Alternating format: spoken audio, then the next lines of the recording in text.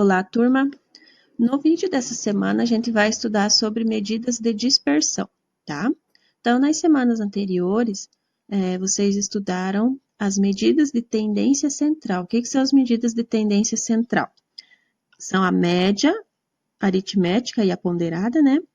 A moda e a mediana. Então, qual que é a função das medidas de tendência central? É concentrar em um único número os diversos valores de uma variável quantitativa, tá? Então, nesse caso, nesse exemplo aqui, ó, as medidas de tendência central funcionam bem. Então, ó, o critério de aprovação em um concurso estabelece que o candidato deve realizar 3 provas e obter com suas notas média igual ou maior do que 6. Nesse caso, a informação de que o candidato obteve média 7,5 é suficiente para concluir que ele está aprovado. Então, no caso da aprovação aqui, independente da regularidade das notas ou não, da estabilidade nas notas ou não, mas se ele atingisse a média 6, então ele já estaria aprovado. Agora, uma outra situação aqui. Uma pessoa é encarregada de organizar atividades de lazer para um grupo de 6 pessoas e recebe a informação de que a média de idade do grupo é 20 anos. Nesse caso, apenas a informação da média não é suficiente para planejar as atividades, pois podemos ter grupos com média de idade de 20 anos e características totalmente diferentes. Então, aqui eu coloquei 3 exemplos de grupos cuja média é 20 anos, mas as idades, por exemplo, no grupo A é bem regular, ó, todos têm 20 anos, tá? No grupo B tem um pouquinho de variação, mas bem pouca variação, ó. Tem uma certa regularidade ali, ó, 22, 23, 18, 19, 20 e 18 anos. Agora percebam que no grupo C há uma grande disparidade nas idades, ó. Um de 6, um de 62, um de 39, um de 4, um de 8 e um de 1 aninho. Então, apenas com a informação da média, nesse caso aqui, a pessoa não vai conseguir organizar atividades que atinja todo o grupo, tá? Então, nesse caso aqui, a média não funciona. Portanto, tem que se usar as medidas de dispersão, tá? O que são as medidas de dispersão? Elas determinam o grau de variação dos elementos de uma lista. Então, aqui no caso do grupo C, se a pessoa que tem que organizar atividades, ela tivesse as medidas de dispersão, então ela já teria noção, através das informações, de que seria um grupo com idades bem diferentes, tá? O que são as medidas de dispersão? Então, é a amplitude, o desvio médio, a variância e o desvio padrão, tá? Para vocês entenderem bem, então, a gente vai considerar esse conjunto de dados aqui, tá? Vamos aprender a calcular as medidas de dispersão com esse exemplo aqui, tá? Então, os meus dados são 8, 13, 12, 5, 35 e 17. Então, o primeiro é a amplitude. O que é a amplitude? É a diferença entre o maior e o menor elemento de uma lista. Então, quem que é, aqui na minha lista, o maior elemento? É o 35, né? O menor é o 5. Então, 35 menos 5 dá 30. Essa é a minha amplitude, tá? Para que serve a amplitude? É para verificar se o meu conjunto de dados está estável ou não, tá? Ó, verificar se um conjunto de dados está estável ou não. Amplitudes muito elevadas mostram uma grande variação, tá? E amplitudes menores indicam um equilíbrio de dados. Então, aqui no grupo C, se fosse calculada a amplitude, seria 62 menos 1, que dá 61. Então, seria uma amplitude muito grande, mostrando que esse conjunto de dados aqui, essas idades, não teriam não seriam estáveis, né? Não teria uma certa regularidade. Então, amplitude é isso, tá? Você vai pegar o maior valor, subtrair o menor. Agora, então, a gente vai calcular o desvio. Percebam que aqui em cima, ó, nas medidas de dispersão, tem desvio médio, tá? Só que para calcular o desvio médio, eu preciso dos desvios, tá? O que é o desvio? É a diferença entre uma informação individual do conjunto e a média do conjunto, tá? Então, eu vou calcular a média desse conjunto aqui, e depois eu vou calcular a diferença de cada um desses elementos aqui em relação à média. Essa diferença que eu calcular é que vai ser o desvio, tá? Então, aqui, ó. Primeiro a gente calcula a média. Então, somei todos os valores, dividi por 6 e deu 15. Agora, eu pego cada um desses valores aqui e tiro a média, né? Lembrando que, para os desvios, a gente sempre tem que usar módulo. Por que eu tenho que usar o módulo? Porque o desvio seria a distância de cada um desses valores até a média. E distância é sempre positiva, né? Então, por isso que a gente tem que usar o módulo. Então, o primeiro desvio aqui, então, o primeiro valor que eu tenho é o 8. Então, 8 menos a média 15 dá negativo 7. Como está em módulo, 7, tá? Os desvios têm que ser sempre respostas positivas. O segundo desvio, então, eu pego o segundo valor do conjunto, tiro a média 15. Então, 13 menos 15, menos 2. Então, em módulo dá 2, tá? Faço isso para cada um dos valores. Então, percebam que aqui, ó, eu tenho todos esses dados do conjunto. E subtrair todos eles à média, tá? Então, o desvio é isso. Você vai pegar cada um dos valores e vai subtrair a média. Sempre em módulo. Ok, calculamos os desvios. Agora sim, a gente vai para o desvio médio. Desvio médio, bem fácil, é a média dos desvios. Você vai calcular a média desses valores aqui, ó, tá? Então, ali eu tenho o 7, o primeiro desvio 7, depois o 2, depois 3, 10, 20 e 2. Soma todos e divide por 6. Então, nesse caso aqui, ó, o desvio médio foi de aproximadamente 7,33, tá? O que isso significa? O que é esse desvio médio? Significa que cada elemento do conjunto, desse conjunto aqui, ó, cada um desses elementos está cerca de 7,33 unidades distante da média, tá? É uma média do que cada um desses elementos desviou da média, por isso que é desvio médio, tá? Então, qual é a função do desvio médio?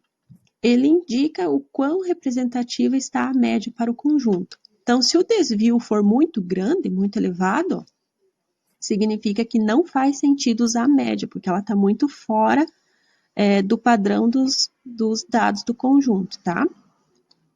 Quando os desvios são pequenos, a média torna-se mais representativa, tá? Então, desvio muito grande não faz sentido usar a média. Desvios pequenos, então a média pode ser utilizada porque ela está representativa para o grupo, tá?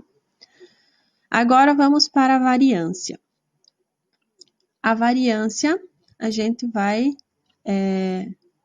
elevar cada um desses desvios ao quadrado, tá? Vou somar e dividir pela quantidade que tem aqui, menos 1, tá? Sempre eu vou dividir por essa quantidade menos 1. Então, vamos olhar aqui, ó. Esses números aqui, ó, 7, o 2, o 3, o 4, o 10, o 20 e o 2, eles são os desvios, tá? Aqueles que eu calculei em módulo. Aí eu elevo eles todos ao quadrado, somo e divido por n menos 1. O nosso n ali é a quantidade de elementos do conjunto. Então, aqui eu tenho 6 elementos, né? Então, tiro 1, então vou dividir por 5, tá?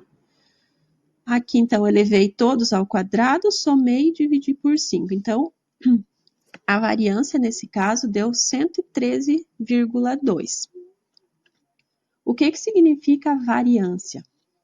Quanto mais alta a variância, significa que os elementos estão mais afastados da média. Então, aqui, ó, deu 113,2 a variância. Então, significa que, em relação à média, os nossos elementos lá do conjunto estão muito afastados, tá? Só que como esses elementos, esses desvios, eles estão elevados ao quadrado, né? A variância está relacionada com termos ao quadrado, então ela pode dificultar a real compreensão da dispersão, tá? Então, se for resultados de desvio muito grande, ela pode acabar aumentando mais ainda. Ou, se for desvio pequeno, ela pode acabar diminuindo ainda. Então, para corrigir um possível erro que tem aqui, o que a gente vai fazer? Usar o desvio padrão, tá? O que é o desvio padrão? Ela é calculada através da raiz quadrada da variância, tá?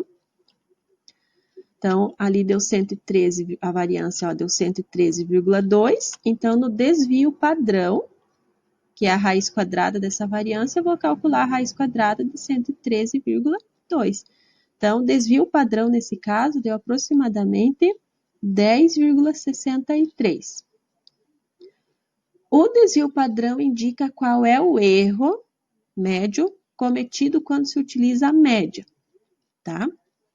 Quanto mais próximos os valores dentro do conjunto, menor será o desvio padrão e mais representativa será a média. Então, se houver uma regularidade entre os elementos do conjunto, o desvio padrão vai ser bem pequeno, tá? E daí significa que a média está bem representativa para aquele dado conjunto, tá?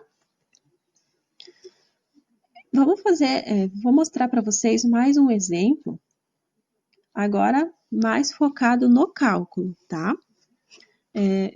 Eu vou deixar disponível para vocês esse material aqui no Google Sala de Aula.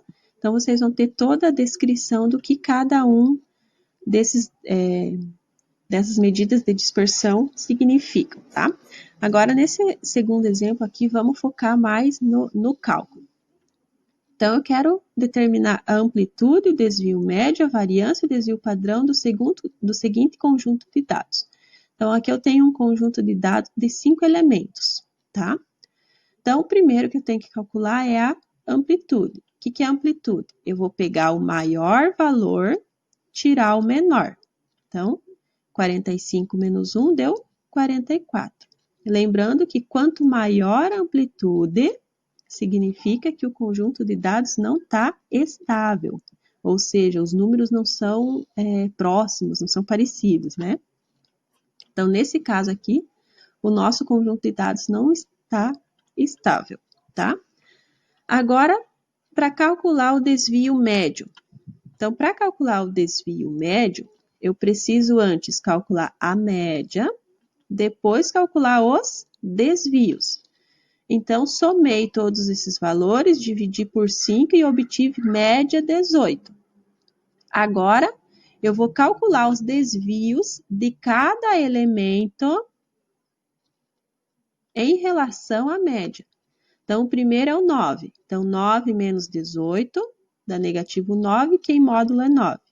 O segundo elemento é 1. Então, o 1 menos 18 dá menos 17, que em módulo é 17. Faço isso para os outros 3 elementos, tá? Então, aqui está todos os desvios. Agora sim eu consigo calcular o desvio médio. O desvio médio é a média desses desvios aqui. Então, vou somar o 9, o 17, o 27, o 6 e o 5 e dividir por 5. Então, o desvio médio aqui é 12,8, ou seja, mais ou menos, cada elemento do conjunto está distante cerca de 12,8 unidades da média, tá? Agora a variância. A variância, a gente vai pegar cada um desses desvios e levar ao quadrado, tá? Ó, peguei os desvios, eleva ao quadrado, soma e divide por n menos 1. O n é a quantidade de elementos que eu tenho aqui. Então, eu tinha 5 menos 1, eu vou dividir então por 4, tá?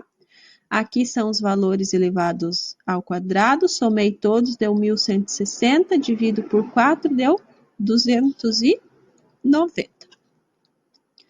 O que é a variância? Então, quanto mais alta a variância, significa que os elementos estão muito afastados da média. E quanto mais baixa a variância, significa que eles estão mais próximos da média. Então, a média acaba sendo bem representativa. Nesse caso aqui, a nossa variância deu muito alta, deu 290. Então, significa que os nossos elementos estão muito afastados da média. E a gente pode perceber aqui, ó, a média deu 18, né? Então, ó, o 1 está bem afastado, o 45 também está bem afastado, o 9 também está bem afastado. Os mais próximos seriam o 12 e o 23, tá? Isso que a gente pegou um conjunto de dados bem pequeno, né? Só tem 5 elementos. E o último aqui, ó, então, desvio padrão. O que é o desvio padrão? É a raiz quadrada da variância, tá? A variância a gente representa com S. Então, eu vou calcular a raiz quadrada de 290, que é 17,02. Então, o que significa esse desvio padrão aqui de 17,2? Que quando eu utilizo a média para representar os dados do conjunto, eu cometo esse erro aqui, ó, de 17,02, tá? Então, é um erro considerado grandinho até, para o nosso conjunto de dados, que é bem pequeno, tá? Espero que vocês tenham entendido. Se houver necessidade, revejam esta aula novamente e fico à disposição para qualquer dúvida.